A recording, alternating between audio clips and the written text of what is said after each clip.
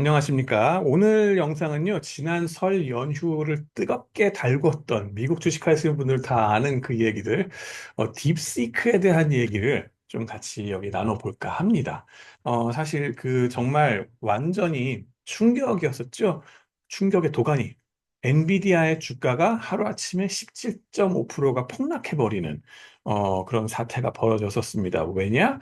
딥시크라는 중국의 AI 회사가 출연해가지고는 우리가 이 그 LLM 모델을 돌렸는데 라지 랭귀지 모델을 해가지고 오픈 AI에서 하는 것보다도 더 효율적으로 그리고 1000분의 1의 예산으로 1000분의 1 예산으로 이걸 해냈다라고 그냥 논문을 발표해버리고 그 다음에는 우리가 하는 소스 코드, 이 프로그램 코드를 이제 공개했다는 거예요. 그래가지고 충격 중에 하나는 뭐냐 하면은 오픈 AI가 하는 방식이 엄청난 투자가 필요하고 그거에 대한 예산이 많이 들어가니까 그 예산이 엔비디아로 많이 집중될 거고 그러니까 엔비디아 주가가 올라가고 장사가 잘 되겠다 해가지고 올라갔던 건데 그거에 1000분의 1의 예산으로 된다고? 하는 충격이 하나 있고 두 번째로 뭐냐면 오픈 소스를 해버리기 때문에 이제 비밀이 아니다. 그러고 우후죽순으로 얘 같은 애들이 다 나올 수 있겠다라는 거죠. 그러고 나면은 엔비디아라든가 이쪽에 오픈 AI라든가 이쪽에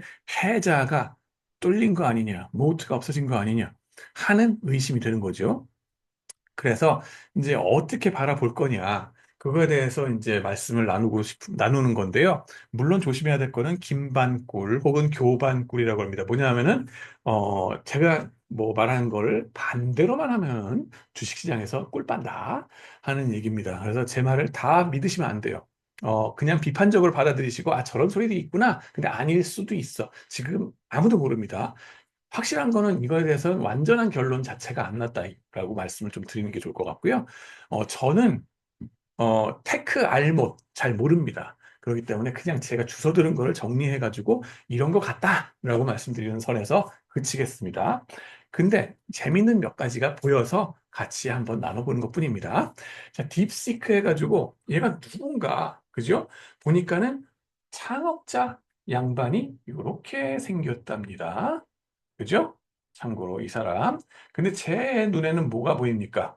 제 전문은 일단 창업자, 이 사람의 얼굴이 딱 눈에 보이면서 상당한 공격형이구나 하는 거가 또 느껴집니다. 상당한 공격형이다. 진짜 공격 한 방 제대로 매겼죠. 그런 걸 좀 볼 수 있고. 그 다음에 이 사람은 절강성, 저장성 이렇게 되는데 그게 상하이 근처인가요? 그죠? 상하이 북쪽인가 어딘가 그런 것 같은데 그쪽이 명문대학 저장다시에서 컴퓨터 사이언스 쪽으로 졸업한 젊은 천재라고 그럽니다. 그리고 이 사람이 헤지펀드 하이플라이어라는 걸 해가지고 수십조 원을 벌어가지고 거기에서 특히 장점으로 자기가 내세웠던 게 하이 프리퀀시 트레이딩 우리가 비헤이비어럴 파이낸스 시간에 배우는 그 초단타 매매 이걸 해가지고 돈을 번 사람들이다. 이 사람들은 단순한 프로그램 트레이딩, 무슨 알고리즘 트레이딩 정도가 아니라 100만 분의 1초를 다투는, 그죠? 누가 더 그걸 빨리, 남들보다 빨리 내가 원할 때 딱 주문을 넣고 치고 빠지느냐.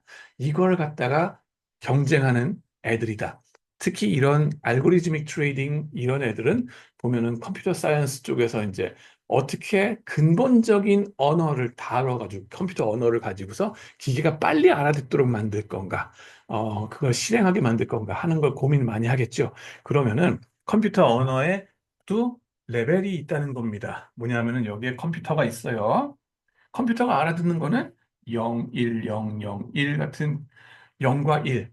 그죠? 2바이트짜리. 제 이름이 뭡니까? 김영한이잖아요.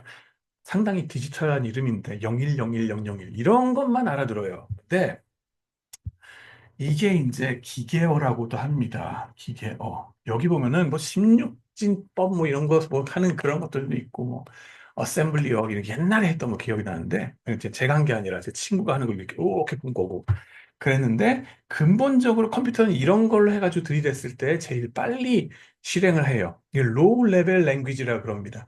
반면에 이 파이썬 같은 거 이거는 하이 레벨이라 그래요. 랭귀지, 하이 레벨 랭귀지. 이거는 사람이 이제 타이핑 쳐가지고 뭐 do something, print something 뭐 이런 거 하잖아요. 그런 사람의 랭귀지 do 뭐 이렇게 해가지고 하는 사람의 랭귀지로 코드를 집어넣어서 컴퓨터를 움직이는 거예요. 그러면 여기에 사람의 언어하고 기계어하고 이 왔다 갔다 하는 거 시간이 0.100만 분의 1초라도 들 거 아니에요. 그죠? 그 시간을 아끼자는 거예요. 그런 사람들이 엔지니어로서 이 들고 들어간 게 아닌가 하는 의심이 드는 건데 여기서 어떤 얘기가 지금 나온 거냐면은 기존에는 오픈 AI에서 라지 랭귀지 모델을 썼다는 거죠. 근데 엔비디아의 GPU, 최첨단 GPU를 썼다는 거고, 그죠? 그 다음에는 이 엔비디아의 GPU 생태계가 구축이 된 게 아주 좋다고 그랬던 이유가 뭐냐면은 누가 침범할 수 없어. 왜냐하면은 GPU 엔비디아 걸 쓰려면은 코다 랭귀지를 써야 되기 때문에. 그래가지고 이런 이 하드웨어 소프트웨어가 같이 쌍으로 돌아가는 이 생태계가 딱 있었고 여기에 젠슨 황 형님께서 돈을 그렇게 많이 버셨다는 거예요. 마진율이 막 한 90% 나온다 뭐 이런 얘기도 나왔었잖아요. 그죠? 뭐 70%에서 이건 뭐 거의 뭐 저세상급의 마진율을 갖고 할 수 있었던 이유가 이 페어가 잘 됐기 때문에 하드웨어 소프트웨어가. 근데 딥시크는 지금 얘기 들리는 바는 뭐냐 하면은 딥시크는 이거를 통해서 쿠다조차도 이거는 보다 더 로우 레벨로 밑으로 파고 들어가서 후다를 굳이 쓰지 않고도 더 GPU를 효율적으로 쓰는 방법이 있지 않을까라는 거를 들고 팠다는 거예요. 그러다 보니까 한 10%, 20% 정도 더 효율적으로 되더라 하는 거를 가지고서 쫙 해보니까 비용 절감이 1000분의 1이 돼버리네. 이런 식이 돼버린다 하는 겁니다. 물론 거기에 추가적으로 얘네가 썼던 그 라지 랭귀지 모델 무슨 뉴스 아티클이니 뭐니 하는 것들 지적재산권 어떻게 할 거냐 혹은 얘네가 기본에 해놨던 걸 니네가 다 업어다 간 거 아니냐 등등에 대한 법적인 이슈 있는 건 좀 있는데 그거에 대해서는 제가 잘 모르겠고요. 근데 이러한 효율화를 만든 게 아닌가 하는 거에 대한 게 좀 재미가 있습니다. 그 다음에는 이걸 가지고서 나오는 얘기가 이제 뭐 엔비디아 주식을 사야 되냐 팔아야 되냐 하는 건데 엔비디아 주식 어떻게 될까? 어, 물론 벌써 17.5% 당일날 폭락을 해버렸죠. 그죠? 그 다음에는 뭡니까? 얘네의 마진율이 예전과 같을까? 하는 거가 중요합니다. 왜냐하면은 결국 value라고 하는 거는 현금 흐름, 캐시 플로우냐, 리스크냐 이건데 이게 줄어든다 그러면은 그죠? 캐시 플로우가 줄어든다 그러면 대책 없죠. 이거 아닌가? 하는 의심들을 받는 거다 이거예요. 그래서 하드웨어적인 데에서는 이런 애들이 이 충격이 일로 가지 않겠는가 하는 얘기가 좀 나오고 있고요. 반면에 그럼에도 불구하고 그 뭐 결국에는 얘도 엔비디아를 쓰고 있네. 단지 구형 모델을 써서 돌리는 거네. 여전히 엔비디아는 중요하네. 그래서 이게 그렇게 내려가지는 않을 거야라고 하는 또 방어 논리도 있고요. 어느 게 맞는지는 시장이 말을 해주겠죠, 앞으로. 이게 지금 왔다 갔다 할 겁니다. 조심하시기 바라고요. 야수의 심장이 여간하지 않은 다음에는 지금은 갈 때는 아닌 것 같고, 좌우지간 조심하시기 바랍니다. 그 다음에는 이거에 대해서 중국이잖아요, 이쪽은. 중국과 미국의 그죠? 이제 미중 간의 이 무역 전쟁뿐만 아니라 격돌이 지금 벌어지고 있는데 트럼프 들어섰잖아요. 그죠? 이 트럼프 혼자만이 아니라 이제 미국이 또 전체적인 정서가 그렇다는 거고 트럼프가 여러 가지 이제 미친 듯한 정책들을 막 예상 뭐 바깥의 일들을 많이 저지르는데 그 근본에는 사실은 중국이 오죽 위협적이면 저렇겠는가? 그리고 중국이 오죽 많이 뻗어나갔으면 저렇겠는가 하는 것들이 많습니다. 이번에 딥시크 이 충격에 대해서도 사실은 이 스푸트니크 모멘트가 아니냐 하는 그런 얘기들도 합니다. 뭐냐 하면은 우주 개발, 그렇죠? 2차 대전 당시 지나고 나서 1957년 딱 이렇게 됐을 때 그때까지 이제 핵무기를 미국이 한번 빵 터트리고 나서 야 봤지 내가 형님이야 그러고 했는데 우주 개발에 인공위성 쏘아 올리는 거는 소련이 먼저 해버렸어요. 그러니까 이쪽에서 뭐예요? 아 쟤네가 핵무기를 갖고서 저렇게 쏘아 올려 버려가지고 ICBM이 돼버리면은 정확하게 워싱턴 DC나 뉴욕에다가 핵무기를 갖다가 꽂아버리면은 우리 죽겠구나. 여기에서 우리가 지금 졌네. 이게 긴장이 되는 거죠. 그래가지고 57년에 한 방 먹었다. 그러고 나서 나사에다 엄청나게 투자를 하죠. 나사. 그래가지고 어 10년, 12년 후에 1969년에 아폴로 이제 달 착륙을 먼저 이루게 됐죠. 그래가지고 미국의 승리로 끝나게 됐었죠. 그죠? 그래서 스푸트니크 모멘트가 아닌가 하는 얘기는 얘한테 충격을 받았으니까 이제 미국도 정신 차리고서 더 많이 투자를 하거나 어떻게 효율화를 더 기해가지고 그죠? 이 AI 전쟁에서 중국을 이기도록 되지 않겠는가라는 희망 섞인 단어라고 저는 좀 봐요. 이거는 희망 섞인 단어. 그 얘기는 뭐예요? 희망 고문일 수도 있다라는 거죠. 아직 모른다는 거예요. 아직 모른다는 거. 그래서 그때에 그러면은 스푸트니크 모멘트가 희망적인 승리로 끝난 이유가 뭔가를 좀 봤으면 좋겠다고 저는 이제 여러분의 관심을 돌리고 싶은 거예요. 뭐냐 하면은 그죠? 이걸 지나가서 소련과 미국에 있었을 때 미국이 승리하게 된 이유가 뭡니까? 여기에는 반도체가 필연적으로 들어갑니다. 뭐예요? 위성을 쏘아 올려도 이렇게 커다란 그냥 막 이래가지고 댕기면은 이제 비효율적이니까 이거를 작게 그죠? 소형화시키고 정확도를 기해야 될 거 아니에요. 이건 프로토타입을 커다랗게 나갔단 말이에요. 그걸 축소시켜야 되고요. 그 다음에 궁극적으로는 핵폭탄이든 뭐든 정밀 스마트 폭탄 해야 돼요. 스마트 폭탄. 그래가지고 그 이전엔 융단 폭격으로 사람을 다 죽였거든요. 그 우리나라에서 한국 전쟁할 때에도 융단 폭격으로 쫙 갖다 그냥 불바다를 만들어가지고 민간인 살상이 장난 아니었거든요. 그러면 인권단체에서 난리가 납니다. 그러면 전쟁을 하는데 정당성이 떨어지게 되죠. 그러니까 이제는 뭐 해야 된다? 정확하게 그 적의 우두머리한테 가서 안녕 하고 쾅 터져주는 그게 필요한 거예요. 그 옆에 사람은 안 죽는데 걔만 죽네? 그러면은 욕도 안 먹어. 덜 먹고, 많은 거를 효율적으로 프로세스 할 수 있게 돼요. 그런 스마트 폭탄을 날려버려야 되는데, 그거 지금은 드론 전쟁을 해가지고 하죠. 근데 그게 반도체 덕분에 되는 거거든요. 근데 그 스마트 폭탄 만드는 거 50년대 아직 못했어요. 그 소련하고 미국하고 이제 사실 쏘아 올리긴 했는데, 이걸 정확하게 스마트 폭탄으로 만드는 경쟁에 있어서 소련이 졌다는 얘기예요. 왜 졌는가? 반도체 전쟁에서 졌기 때문에. 이게 칩워라는 그 책에 나오는 스토리입니다. 반도체 전쟁에서 핵심이 뭐냐? 핵심이 뭐냐? 여러 가지가 있습니다.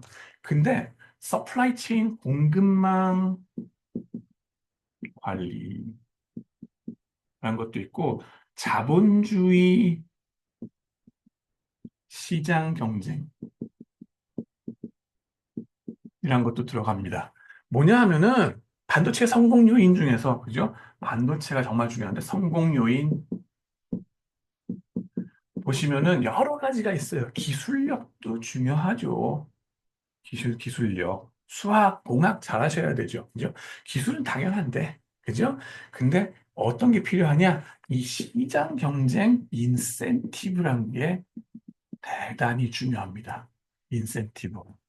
이게 핵심이에요, 사실은. 이게 자본주의적인, 그죠? 자유시장 경쟁하에서 죽기 살기 경쟁을 하는데 최고의 기술력을 갖다 써서 해야 될 거 아니에요. 그리고 나 혼자만 똑똑해서 삼성전자 혼자만 위대해서 되는 게 아니라 삼성전자를 둘러싼 그 공급자들 그리고 말하자면 싸이의 아버지 주식 뭐예요? DI 콜 있죠. 반도체 테스팅 장비 이런 것도 최고로 잘해야 되는 그런 서플라이어들. 화학 약품 많이 갖다가 줘야 되잖아요. 그 화학 약품도 경쟁하는데 그 최고의 화학 약품을 갖다가 삼성전자한테 공급해주는 일본 회사들 글로벌리 여러 다른 나라 회사들이 갖다가 공급해 주는 거죠. 그 덕분에 우리나라의 많은 중견 기업들도 삼성전자를 위해서 그렇게 경쟁적으로 갖다 납품해 줬잖아요. 그게 다 인센티브 여기 삼성전자에다 주면서 최고만 받았으니까 그 레퓨테이션 이펙트도 있었고 한번 삼성하고 이걸 공급하게 되면은 그 좋은 일들이 계속 이제 벌어지게 되니까 시장 경쟁에서 이겨야 된다는 거고 그 가차없는 자본주의 시장 경쟁 덕분에 최첨단의 기술을 하게 된 거고요. 기술력을 만들게 된 거고 그런 것들이 결집돼 가지고 수천 수백 개의 공급망 회사들이 글로벌라이제이션을 통해서 그죠? 글로벌라이제이션 물류 공급 지금 이런 것들이 실시간으로 잘 되어 왔기 때문에 성공을 한 거거든요. 자, 그러면 소련은 이런 데서 어떤 점이 부족했는가? 딱 보시면은 뭐예요? 아, 자본주의 자체가 아니에요. 그냥 자본주의 자체가 아니니까, 틀릴 수밖에 없어요. 뭐냐 하면은 중앙당에서 배급 주는 대로 그냥 하라는 연구비, 그죠? 그거 받아가지고 대충 시간 때워서 하면 돼. 그러면서 된다는 게 아니라 그냥 적당히 느리게 하다 보니까 기술이 처지는 겁니다. 이게 1, 2년 처지면 끝장나는 건데 벌써 50년대 말에 1, 2년 느려지게 됐다는 게 나옵니다. 그때부터 이미 결정돼 버린 거고요. 자본주의가 아니었기 때문에 틀려버렸다. 라는 거가 핵심입니다.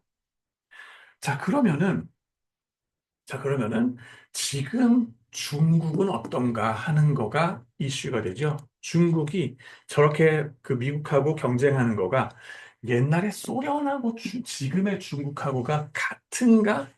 지금의 러시아조차도 소련이 아니에요. 걔들 자본주의란 말이에요. 그죠? 근데 중국은 내놓고 자본주의고, 물론, 뭐 내놓고는 아니죠. 공산주의 한다 그러지만 실질적으로 자본주의가 돌아가고 있잖아요. 그죠? 시장 경쟁을 자기네 안에서 중국이란 거대한 대륙 안에서 자기네들끼리 막 오기자오기 시작되고 하고 있는 거 아닌가.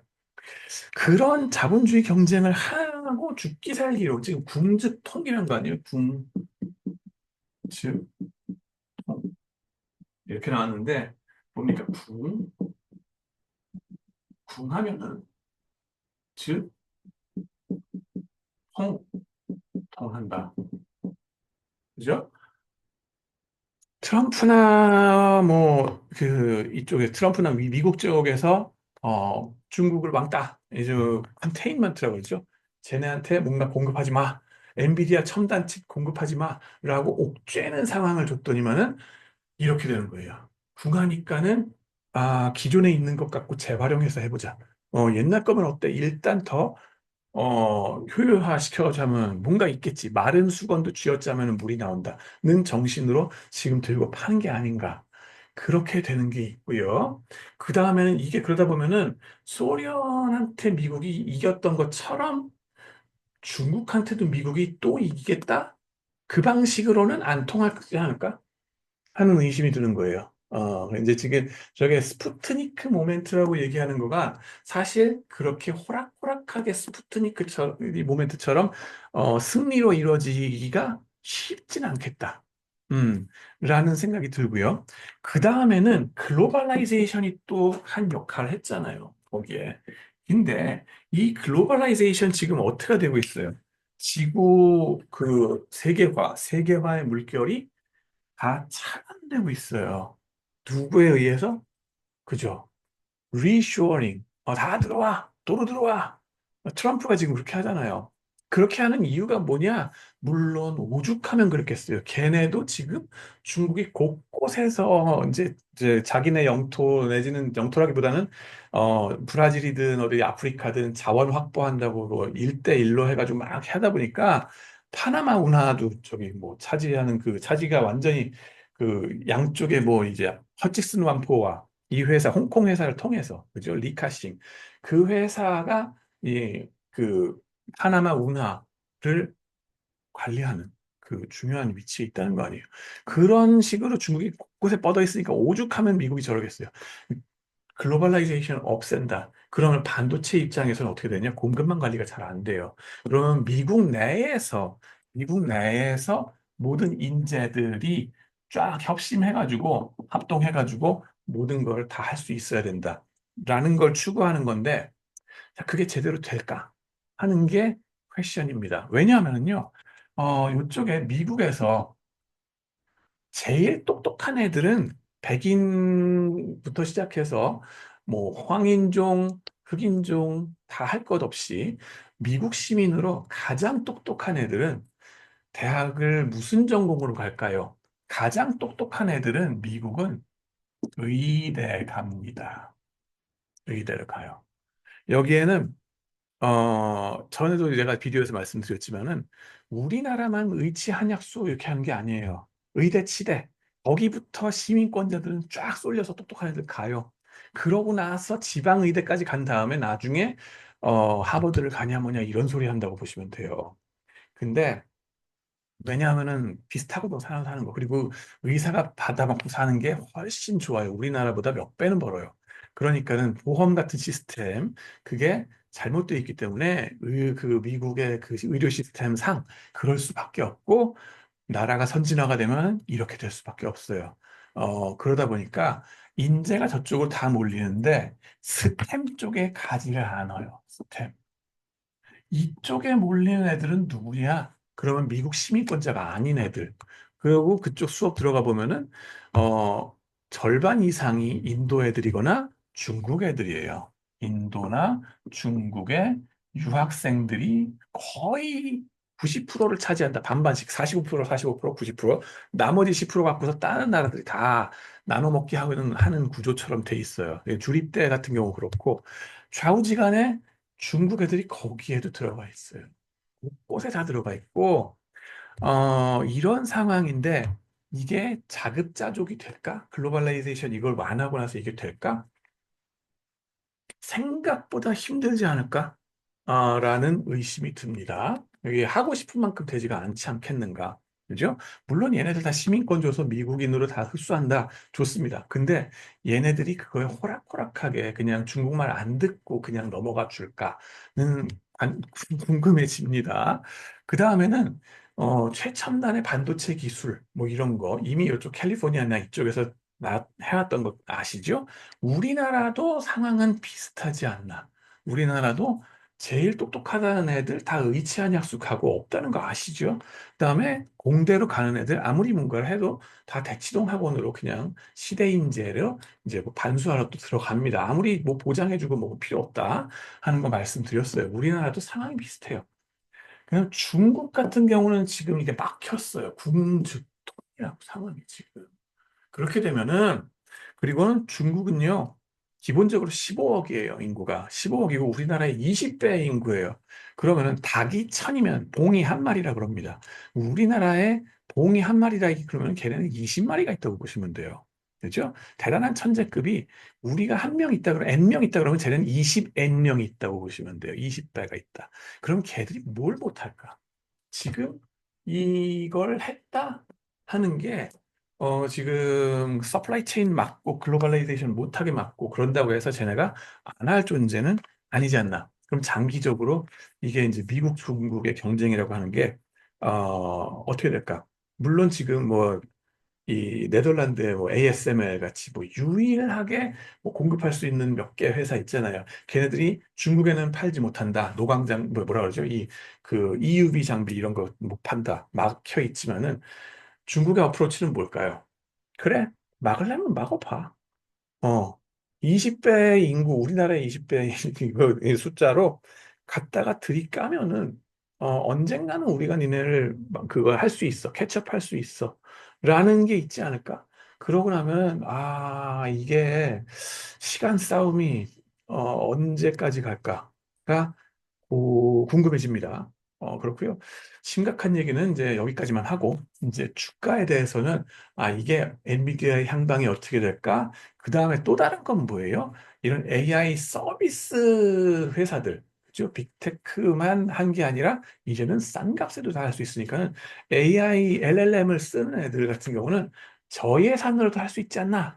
그래가지고, 굳이 중국 걸 쓰지 않더라도 누군가는 이걸 파고들어서 할 거다. 우후죽순이라고 말씀드렸죠. 코드를 다 오픈시켰기 때문에.